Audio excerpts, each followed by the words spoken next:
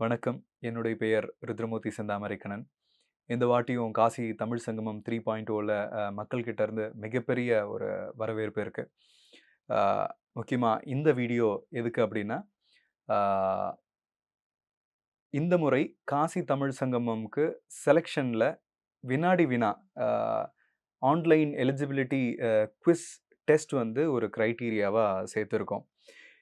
மக்கள் மத்தியில நிறைய கேள்விகள் எழுது. எப்படி வந்து இந்த குவிஸ் இருக்க போகுது? என்னென்ன மாதிரியான கேள்விகள் கேட்க போறாங்க? எப்படி இந்த குவிஸ நாங்க அட்டெண்ட் பண்றது? அப்படின்ற கேள்விகள் நெறைய இருக்கு. இந்த கேள்விகளுக்கு ஒரு விடையா தான் இந்த வீடியோ அமையப் போகுது. இந்த வீடியோல இந்த குவிஸ் ப்ரோகிராம்னா என்ன? என்ன படிக்கணும்? எப்படி படிக்கணும்? எந்தெந்த மாதிரியான கேள்விகள் வரும்? இத வந்து எப்படி வந்து நம்ம வந்து அட்டெண்ட் பண்ண போறோம்? ஆன்லைன்ல அட்டெண்ட் பண்ண போறோம்ன்றத பத்தி தான் இந்த வீடியோல ரொம்பவும் சுருக்கமா பார்க்க போறோம். முக்கிய குறிப்புகள். அ ரெஜிஸ்ட்ரேஷன் முடியிற தேதி வந்து 1 பிப்ரவரி சாயங்காலம் 5 மணிக்கெல்லாம் இந்த ரெஜிஸ்ட்ரேஷன்றது முடிஞ்சிரும். 2ஆம் தேதி 2 பிப்ரவரி காலையில 10 மணியிலிருந்து சாயந்திரம் 5 மணி வரைக்கும் இந்த குவிஸ் ப்ரோகிராம் நடக்கப் போகுது. ஒரு நபருக்கும் 15 நிமிஷம் குடுத்துருவாங்க. இந்த காலையில 10 மணியிலிருந்து 5 மணி வரைக்கும் ஏதாவது ஒரு 15 நிமிஷத்த நீங்க லாகின் பண்ணி, அந்த குவிஸ் ப்ரோகிராம அட்டெண்ட் பண்ணிட்டு, நீங்க சப்மிட் குடுத்துட்டு வெளிய வந்துரலாம். ஸோ, இத டீட்டெயில்டா உள்ள போறதுக்கு முன்னாடி, இது எங்க போகணும், எப்படி பண்ணணுன்றத சொல்றேன். இன்னைக்கு நம்ம இந்த குவிஸ் ப்ரோகிராம் அட்டெண்ட் பண்றதுக்கு முன்னாடி, சில விஷயங்கள தெரிஞ்சுப்போம். என்ன மாதிரியான கைட்லைன்ஸ்லாம் வந்து வழிமுறைகள் எல்லாத்தையும் பார்க்கலாம். இதுல வந்து இந்த வினாடி வினாக்கான வழிமுறைகள் இங்க இருக்கு. நான் ஒண்ணு ஒண்ணா படிக்கிறேன். ஃபர்ஸ்ட்டு நம்ம வந்து அத வந்து புரிஞ்சுப்போம். காசி தமிழ் சங்கமம் 3.0வில் காசி தமிழ் பண்பாட்டு இணைப்பு பற்றிய பங்கேற்பாளர்களின் அறிவை மதிப்பீடு செய்ய ஒரு கட்டாய தகுதி வினாடி வினா தேர்வாய்வு அறிமுகப்படுத்தப்பட்டுள்ளது. இந்த வினாடி வினா நம்ம செம்மொழி தமிழாய்வு நிறுவனம் அவங்க அவங்க வந்து வெளியிட்டுள்ள நம்மளுடைய இந்த குவிஸ் மெட்டீரியல் அந்த இது நீங்க பார்த்தீங்கன்னா தெரியும். தமிழர் மரபில் காசி அப்படின்ற புக்கு கிட்டத்தட்ட 51 பேஜ் வருது. பட் இந்த புக்கு சின்ன புக்கு தான். நீங்க ஒரு A4 சைஸ் ஷீட்ல பார்த்தீங்க அப்படின்னா, கிட்டத்தட்ட ஒரு 20 பேஜ் தாங்க வரும். நீங்க இது எல்லாத்தையும் தெளிவா படிச்சு, இது எல்லாத்தையும் முடிச்சிருக்கணும். சரி, 2வது பாயிண்ட். இந்த வினாடி வினாவ பொறுத்தவரைக்கும், முன்னாடி சொன்ன மாதிரி பிப்ரவரி 2ஆம் தேதி ஞாயிற்றுக்கிழமை காலையில 10 மணியிலிருந்து சாயங்காலம் 5 மணி வரைக்கும் இந்த இந்த போர்ட்டல் வந்து ஓப்பன்ல இருக்கும்.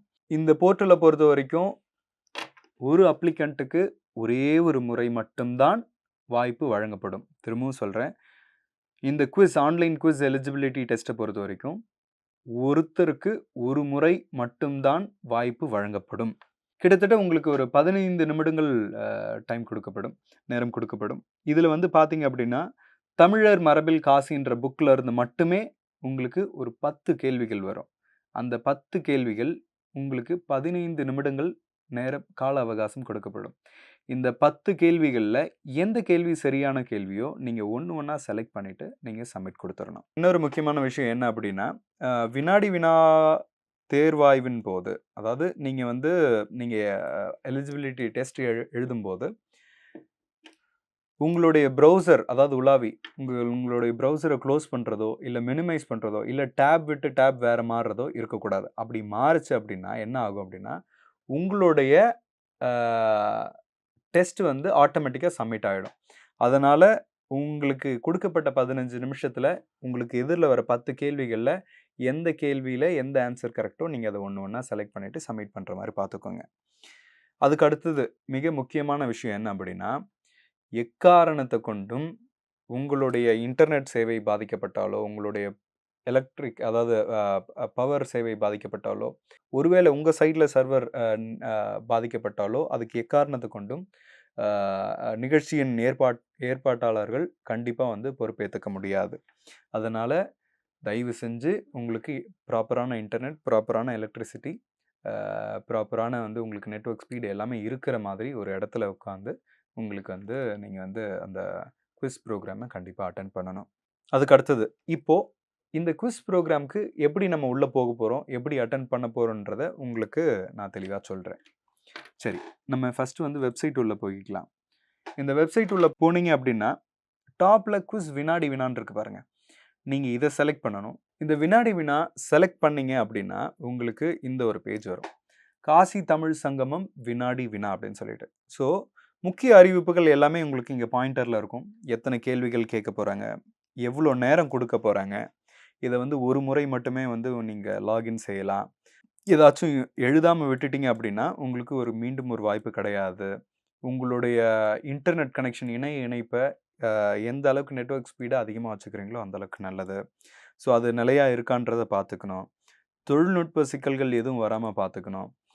மாலை 5 மணிக்கு முன்பே நீங்க வந்து குவிஸ் புரோகிராம கண்டிப்பா அட்டெண்ட் பண்ணி ஆகணும். அப்படி சப்போஸ் அட்டெண்ட் பண்ணல அப்படின்னா, உங்கள எலிஜிபிலிட்டில ஏத்துக்கப்பட மாட்டாது.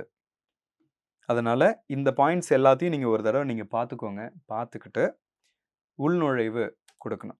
உள்நுழைவு கொடுத்த உடனே உங்களுக்கு இப்படி ஒரு பேஜ் வரும். இந்த பேஜ்ல பொறுத்தவரைக்கும் நீங்க எந்த இமெயில் ஐடி வச்சு ரெஜிஸ்ட்ரேஷன் பண்ணீங்களோ, அந்த இமெயில் ஐடியும், உங்களுடைய கைபேசியினுடைய கடைசி 4 நம்பர் தான் வந்து பாஸ்வேர்ட்.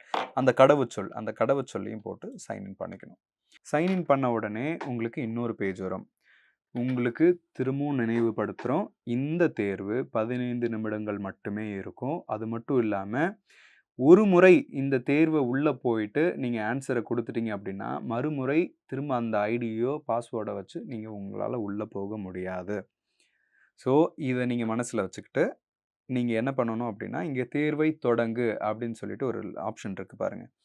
இந்த ஆப்ஷன் கொடுத்த உடனே, உங்களுக்கு இப்படி ஒரு விண்டோ ஓப்பன் ஆகும். இந்த விண்டோல முதல்ல மீதமுள்ள நேரம் பதிலளித்த வினாக்கள் அப்படின்ற மாரி இருக்கும். இப்போ ஒலிம்பிக்கில் பதக்கம் வென்ற முதல் பெண்மணி யார்? முதல் இந்திய பெண் யார்? அ உலகில் மிகப்பெரிய மக்களாட்சி நாடாக செயல்படுவது எது? ஸோ இந்த மாதிரி உங்களுக்கு இந்த கேள்விகள் வராது. கண்டிப்பா உங்களுக்கு தமிழர் மரபில் காசி அப்படின்ற புக்ல இருந்து மட்டும் தான் கேள்வி வரும். வேற எதுல இருந்தும் கேள்வி வராது. இந்த கேள்விகள் உங்களுக்கு புரியறதுக்காக அதான் வந்து இந்த மாரி குடுத்துருக்கோம். ஸோ நான் என்ன பண்றேன், கிட்டத்தட்ட எல்லாத்துலயுமே வந்து நான் வந்து ஏதாவது ஒரு ஆப்ஷன் செலக்ட் பண்ணிட்டு, சாரி நான் கொஸ்டின்லாம் படிக்கல. அ நான் ஜஸ்ட் அப்படியே ரேண்டமா 10 கேள்வி இருந்துச்சு. 10 கேள்விக்கும் எனக்கு என்ன ஆன்சர் தெரியுதோ, நான் அந்த ஆன்சர போட்டுட்டு, தேர்வை சமர்ப்பிக்கவும்ன்ற மாரி நான் குடுக்குறேன். குடுத்த உடனே, தேர்வு வெற்றிகரமாக சமர்ப்பிக்கப்பட்டது அப்படின்னு சொல்லிட்டு உங்களுக்கு ஒரு லைன்ல போட்டு ஒரு டிக்கோட வந்துரும். இவ்வளதான். ஸோ திரும்பவும் சொல்றேன். இந்த தேர்வ பொறுத்தவரைக்கும் நீங்க அச்சம் கொள்ள வேண்டாம். இந்த தமிழர் மரபில் காசி அப்படின்ற புக்ல கிட்டத்தட்ட இந்த 40 பக்கம் இருக்கக்கூடிய புக்ல நீங்க நல்லபடியா படிங்க. படிச்சது நீங்க அந்த அந்த 10 கேள்வி என்ன கேள்வியோ நீங்க கிளிக் கொடுத்து, நீங்க சப்மிட் கொடுத்து, நீங்க இந்த தேர்வ நல்லபடியா எழுதணும்னு சொல்லிட்டு வாழ்த்துகிறேன். நன்றி. வணக்கம்.